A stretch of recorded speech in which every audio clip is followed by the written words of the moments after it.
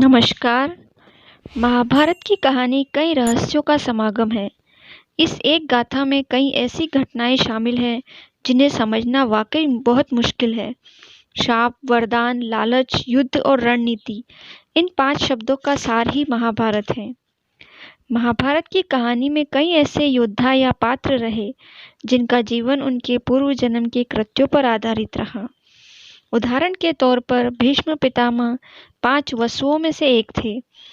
द्रौपदी को अपने पिछले जन्म में की गई अपनी मांग के रूप में 5 पतियों की पत्नी बनना पड़ा। कर्ण अपने पूर्व जन्म में राक्षस थे, जिसकी वजह से उन्हें हमेशा सूतपुत्र ही कहलाना पड़ा। ऐसे ही अनेक पात्रों के बीच एक और पात्र थे, धृतराष्ट्र, जो धर्मांध थे। महाभारत की कहानी में धृतराष्ट्र को एक ऐसे पात्र के तौर पर प्रस्तुत किया गया है जो शुरू से लेकर आखिर तक पुत्र मोह में अंधे रहे। इसे धृतराष्ट्र की कमी कहा जाए या उनकी खूबी, लेकिन यही वो कारण है। आज हम आपको इस वीडियो में धृतराष्ट्र के ऐसे पापों के बारे में बताएंगे जिसके कारण उनकी मृत्यु जलने से हुई थी। तो आइए जानते हैं कि ऐसे कौन से पाप किए थे धृतराष्ट्र ने। वीडियो आगे बढ़ाने से पहले अगर आप चैनल पर नए हैं तो कृपया चैनल को सब्सक्राइब करें, साथ ही बेल आइकन को भी प्रेस करें जिससे आने वाली वीडियो का नोटिफिकेशन आपको जल्दी मिल सके।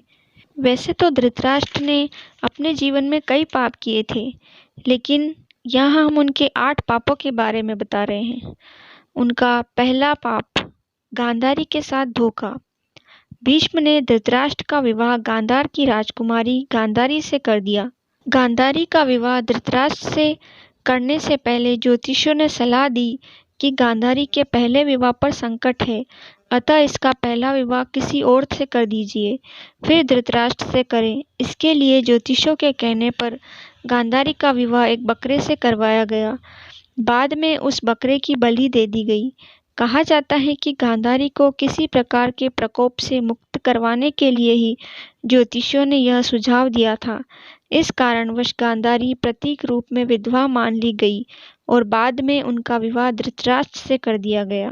धृतराष्ट्र का दूसरा पाप, गांधारी के परिवार को जेल में डालना। गांधारी एक विधवा थी। जब महाराज धृतराष्ट्र को पता चला तो वे बहुत क्रोधित हो उठे।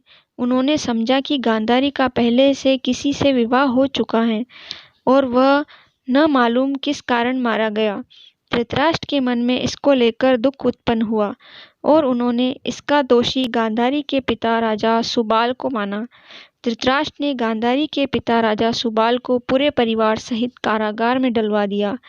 कारागार में उन्हें खाने के लिए केवल एक व्यक्ति का भोजन दिया जाता था।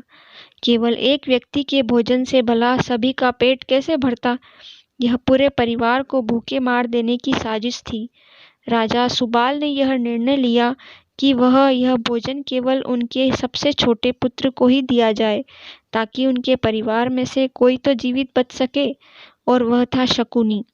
यह भी कहा जाता है कि विवाह के समय गांधारी के साथ उनका भाई शकुनी और आयु में बड़ी उनकी एक सखी हस्तिनापुर आई थी और दोनों यहीं रह गए थे।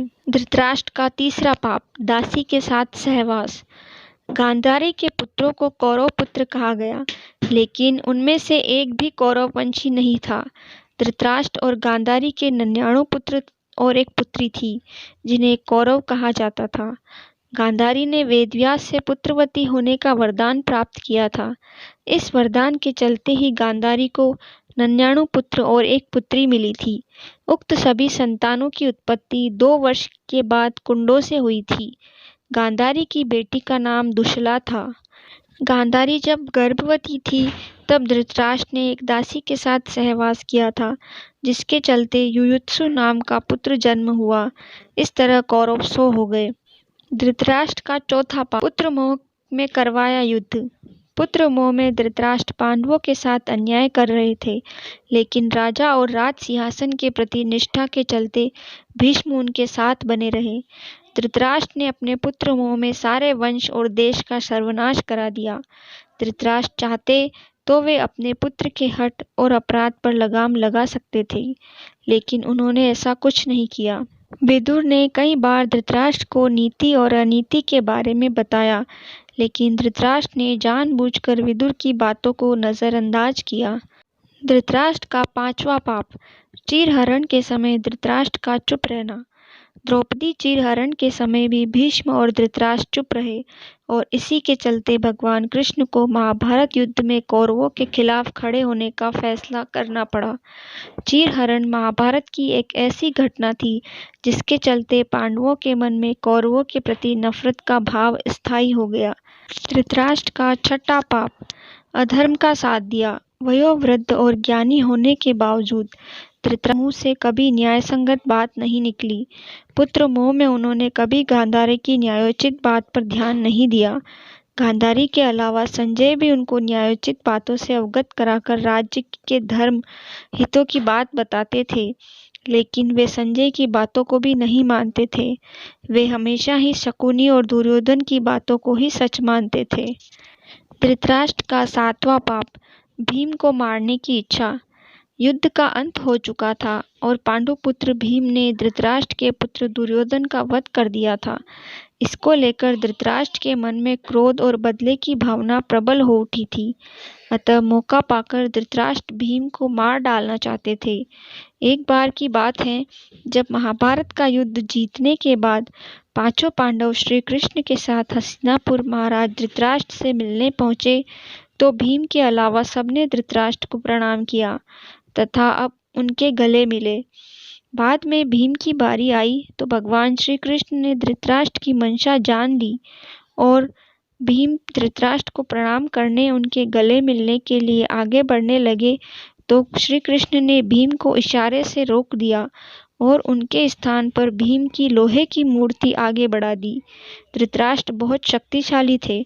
उन्होंने लोहे की मूर्ति को भीम समझकर पूरी ताकत से दबोच लिया और उस मूर्ति को तोड़ डाला।